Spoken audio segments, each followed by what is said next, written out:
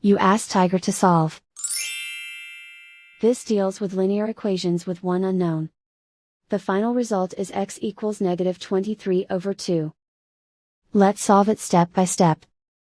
Group all constants on the right side of the equation. Subtract 8 from both sides. Simplify the arithmetic. Convert the integer into a fraction. Combine the fractions. Combine the numerators. Isolate the x. Multiply both sides by inverse fraction 3/2.